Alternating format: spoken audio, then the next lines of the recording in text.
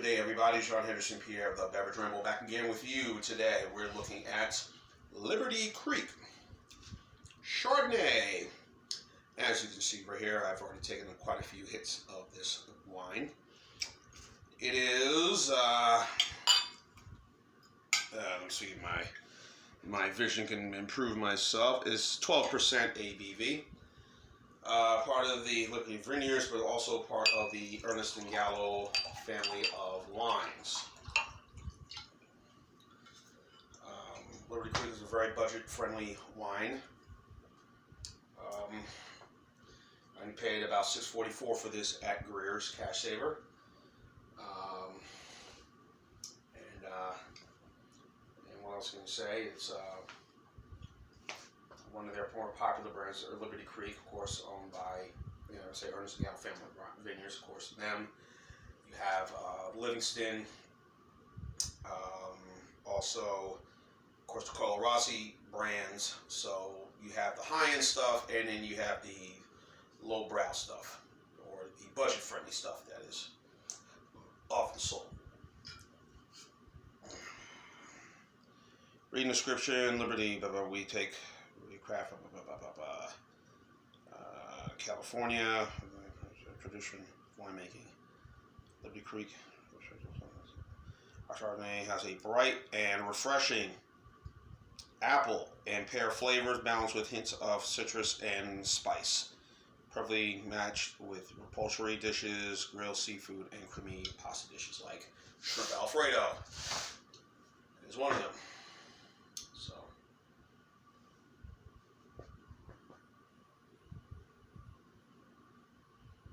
Definitely get to hit a citrus and some grapes in this wine. I'm sure you've seen Liberty Creek everywhere, guys. Go to the grocery store, go to the package store, drugstore. It's pretty much everywhere, at every location.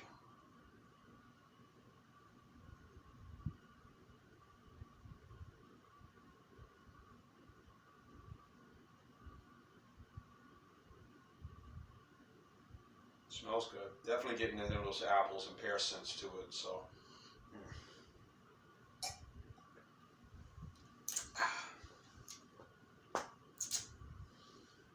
Oh yeah. The pear flavor, the apples.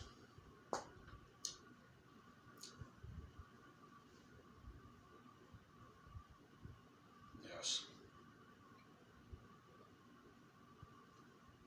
You have to sip this. You can't guzzle it, folks. Sip your wine. I don't do a lot of whites. I very rarely do it. If you've seen some of my channel, some on my channel, I very rarely do a lot of white wines at all. I mean, I'll do some. I know I did the Carlo Rossi Blush. I did the Rin.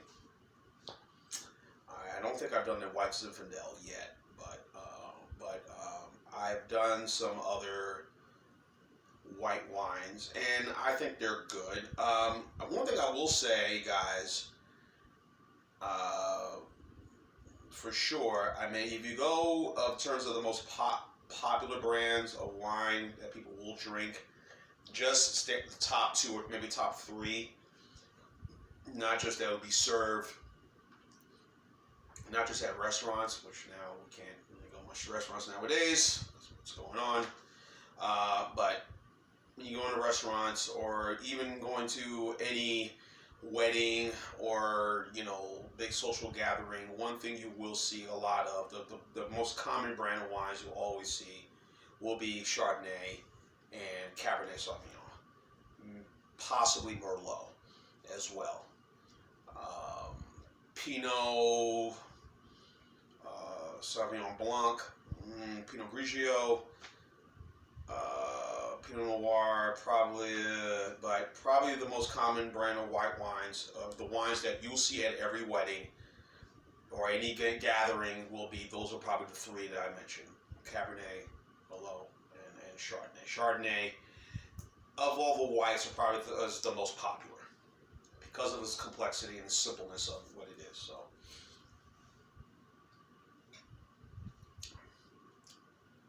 nice clean, and you can have this. Obviously, this is more of a, I guess it's a year-round wine, obviously, but I'm more towards this time of year now.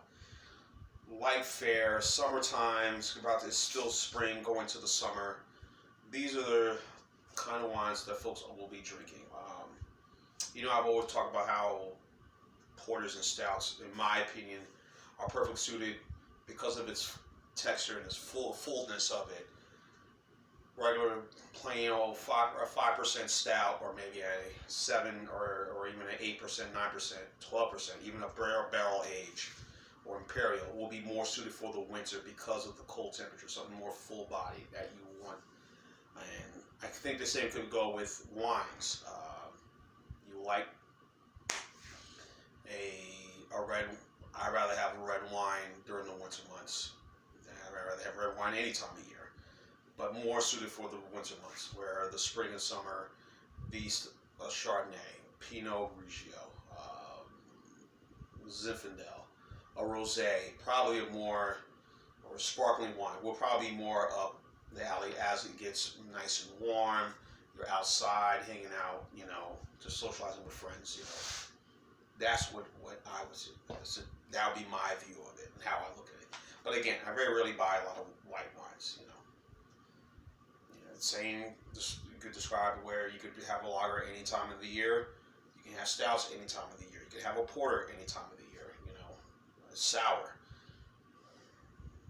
Me and maybe I'm probably a small majority of those folks will probably do that, where I can have those things that And I think I'll have a white wine in the spring or summer, and then I'll have the reds in the fall and winter.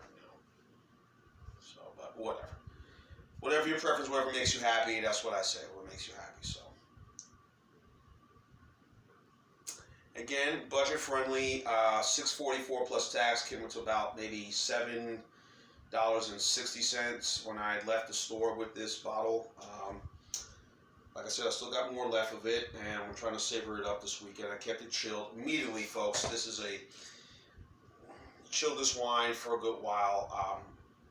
If you want to immediately crack open to it and then want to put ice in it, I would not recommend that at all. I don't think that's a good move. But this is something you definitely put in the refrigerator immediately. All whites, immediately chilled, and it's perfect when it's better.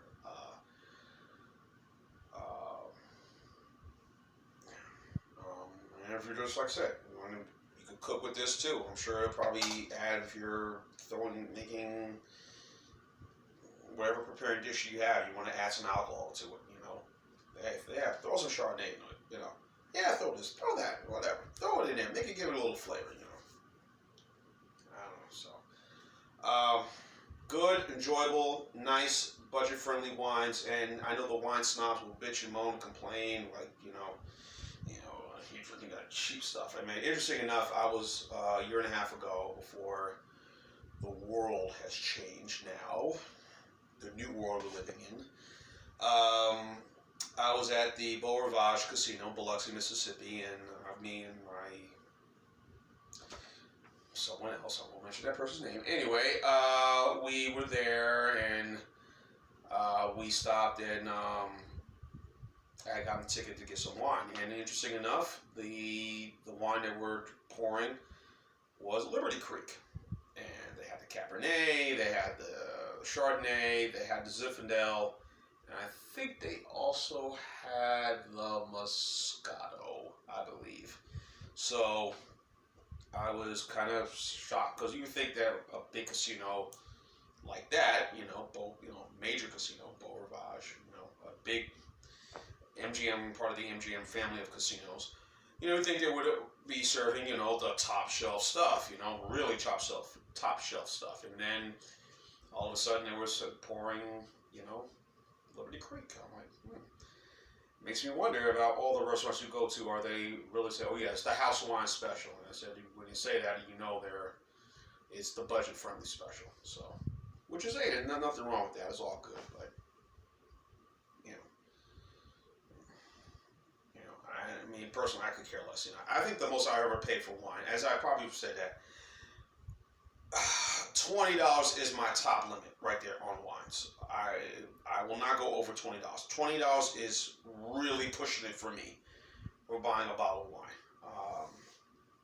Everything else, and again, a lot of these wines that you think are expensive, like 25 and up, think are good. Sometimes there are, sometimes they're not. It's like the wines that are under $20. You know, sometimes they're good, sometimes so. Roll of the dice, as they say. So, for what it is, enjoyable, good wine. I'm gonna go with a B plus on this one. So this will be a 80. Ronald J. Terrier did this to me. Kind of got me on these scores, but you know, I will go 8.7. So 8.7, B plus for the Liberty Creek Chardonnay. Try it, you'll like it. Maybe, maybe not. John Henderson Pierre, the Beverage Ramble team. Keep on watching as always. Cheers, live, laugh, and love. Chardonnay, Chardonnay, Chardonnay. I like to say, hey. Hey.